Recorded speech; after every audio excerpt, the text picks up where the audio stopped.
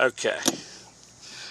Now, we put our hinges on, and it doesn't really matter which way you put them. I put the bolts, or the lock nuts to the inside, and then I did the same with the pins. I went from outside to inside. You can pop those off to clean your vent so it stays nice and clear. You can see that the back is pretty tight against the roof. The front is pretty tight against the roof. Lays in there, actually it's touching.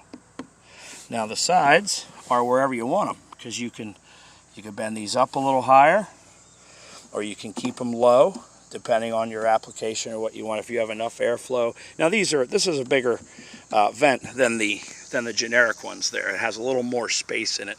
When you open that cover up, you have more surface area here as well to blow through. So generally you don't have as many concerns with this, but there again, like Greg, who's got how much money in his vents and still has a problem. And I'm going to send this to you, Greg, just so that you see how these are. And Walter and Sam, I know you guys, I already explained to you how I do them. Unfortunately, you had already went through so much hassle and so much money to try to get yours fixed in your bedroom. And I wish I could have helped remedy that for you.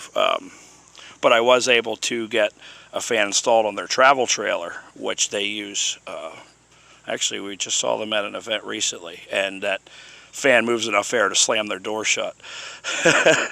They're very happy with that.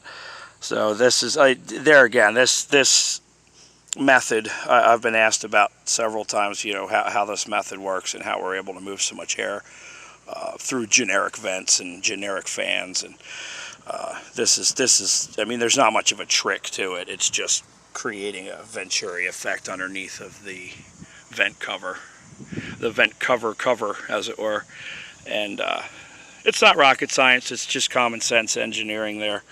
And let's go inside and open it up and see how it works. Hey, real quick, before I get off the ladder here, put my shoes back on, here's a good side view you can see of it, where it's touching the roof in the front, which is fine. It's not going to hurt anything, especially with this camper roof. You guys, folks that I've done roofs for know that I generally use 060 industrial rubber. It's real thick.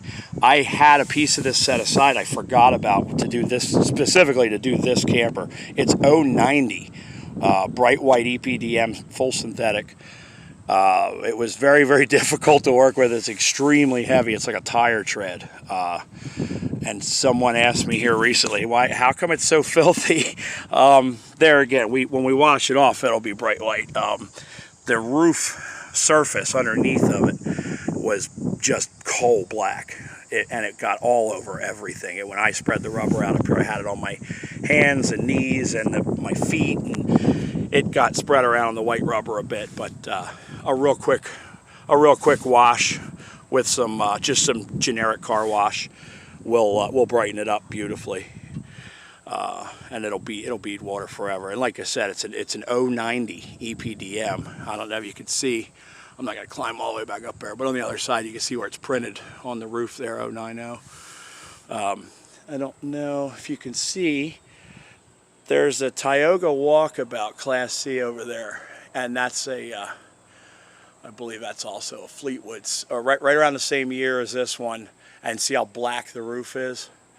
That's how this was, and it's just chalky. It gets all over everything. There's just no way to do the roof properly without just getting it all over you. So for 2-3 days in a row there, we were just covered with chalky black roof rubber. Oh, the duckies over there. Hi guys. Quack, quack, quack, quack, quack. All right, you know what? I'll just leave this on. You guys can come down here with me, I reckon. Put my shoes back on. There, okay.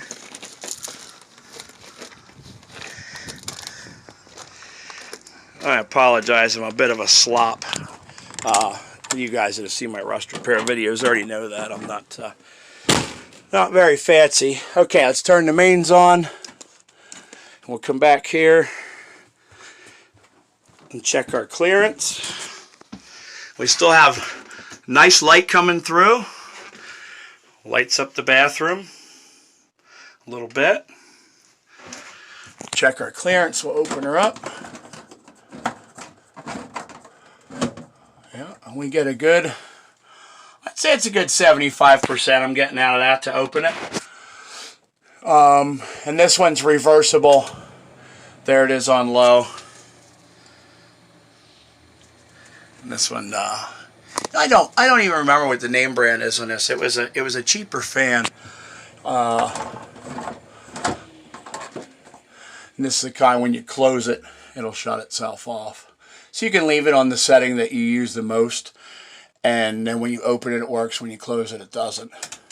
Excuse all my dirty fingerprints all over everything too. I didn't have the girls come in and clean all this up yet, but we have been able. We were able to take this to an event and use it, and everything was working just beautifully. So there again, we test the clearance, make sure that works. We tested the fan's operation, make sure we didn't screw in any wiring or anything, which is it's impossible to do because your wiring is behind the bezel here.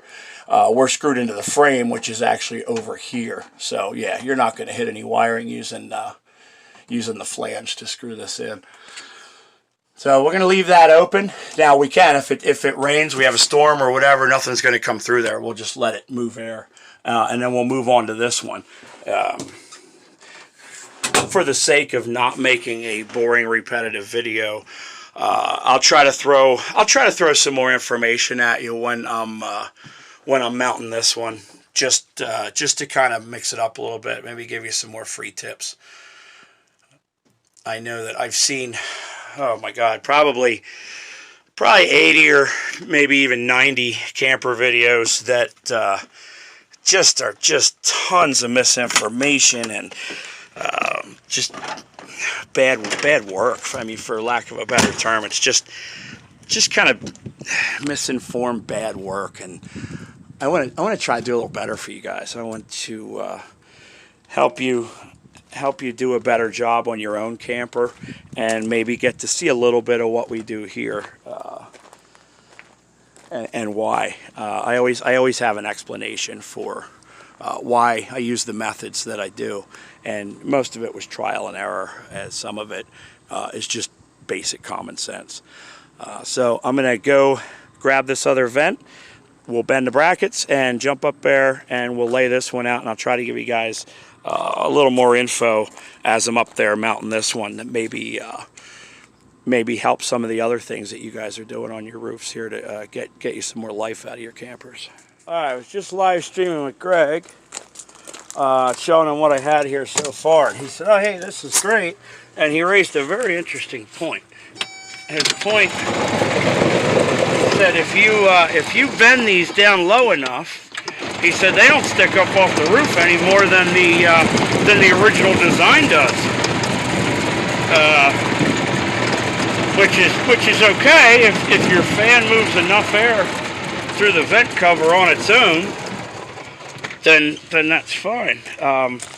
And he said you can always bend them ears up a little higher to gain yourself some more airflow.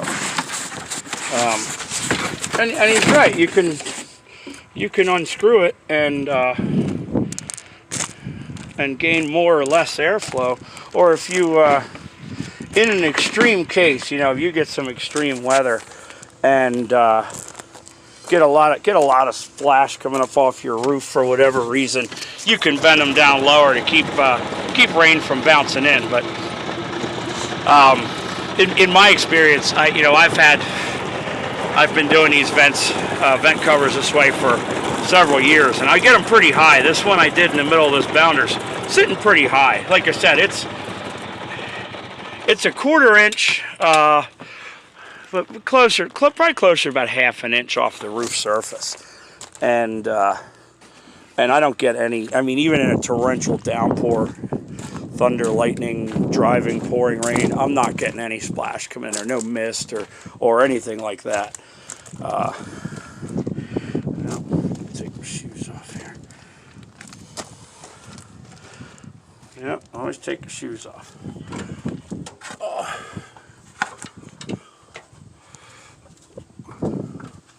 Okay, I'm gonna back up on our roof. I'll get this other one mounted. And these are pretty cool because you can see through them, so you can see what's going on there. That's you know, that's what you're gonna end up with. And they're not much of it. There's the vent open. You can see how far it opens. I don't know. I'm holding my phone the right way. I know you guys get annoyed when I don't turn it sideways, and I'm not really good at making videos, but this is the best way to show you guys how to do it. He's on it now. He's mounting his as we speak. He said, "Oh yeah, I got it figured out," and I made little Z brackets. Now he doesn't have a vise at his shop there. He's using the edge of a table. He said the first one I clamped it down and got it to bend pretty good. He said, but I found that they're so thin I can bend them in that Z shape without even using a clamp. So there's, again, for you guys that don't have access to any kind of equipment or tools or anything, there's a good option is just to hold it over the edge of a table or something, and you can get them to bend. Just, you know, try to get them as straight as you can, because you don't want any water to come in under the back end of them, and you want them to be strong and tight and last, you know, as long as you do. He asked about. He said, "How long is this camper?" We did measure. It's a little over 40 foot. It's a wide body Z model, 1996, I believe. Are you still? Am I still live stream? Yeah, okay. He's still on there. Yeah. And that's what we call a resto mod. We're going to upgrade and modernize everything in it. Obviously, we did the roof. We're going to vinyl wrap the body or paint it. We'll probably end up vinyl wrapping it. I don't know if you guys have seen the paint jobs we've done on the diesel pushers when we bring them back to life. It's all fiberglass. This one belongs to my painter. He just picked it up at an auction. It's an Esquire Crossman. They weren't particularly built any different than anything else. It's a Class C Ford chassis. Runs really good. Now the whole back end, you could probably see like over my shoulder when we were on the roof doing our thing on this boundary. You could see the whole water damage and gaps and stuff. So we got to pull the rear wall and this driver's side wall off the camper and rebuild the structure, and then put it all back together. But it looks, believe me, it looks a lot worse than it is. These go back together real nice, and he's going to do the same thing. He's going to resto mod the camper. And I don't know, some of you guys that are on our Facebook page, you remember the Cleta Bell.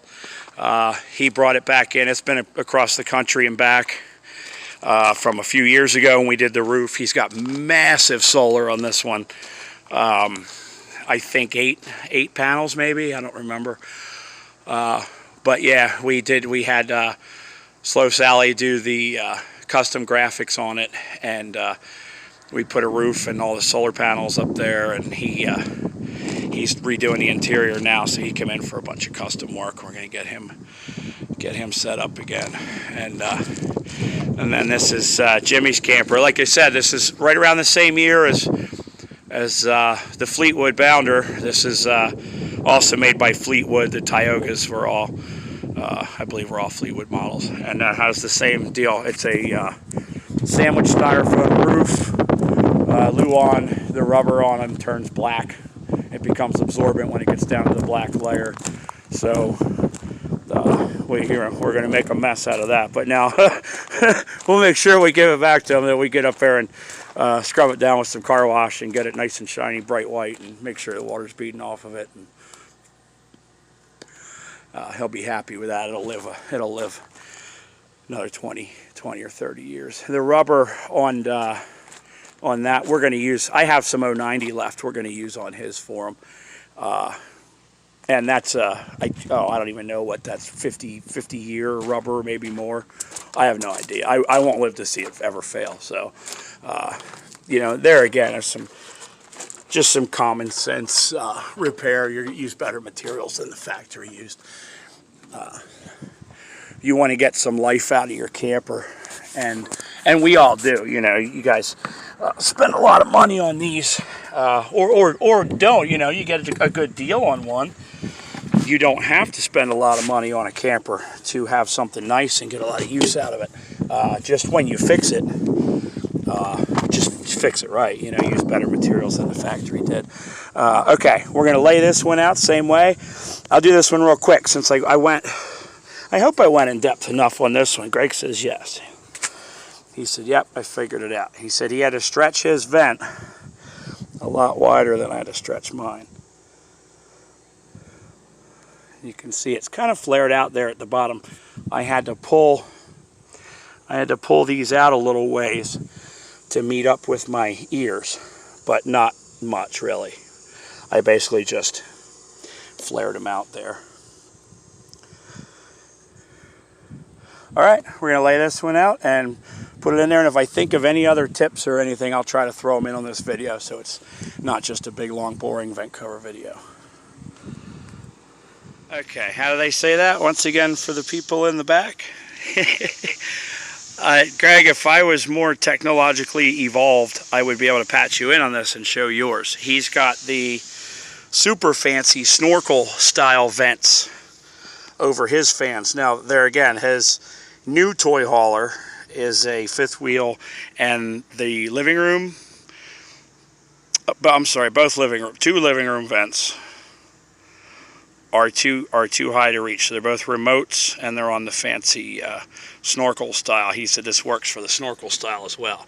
He said they were literally touching the roof all the way around. Okay, so we're going to set them on there, right? That one's there. That one's there. You see, we're going to have to spread these out. Just like that one. We had to spread the bottoms out a little bit to match up, but that's okay. We'll set them in there. Take our other ones. Slide them underneath. This is the kind of easy, dumb way to line these up. Look at this, you can see through. These vents should be purely for instructional purposes. Alright, now if you get them lined up nice and straight, you won't have to fight with them to get them on there. You don't want to bend them up more than you have to. So, okay. Your fronts are sitting where they're going to go. You just line the backs up, and then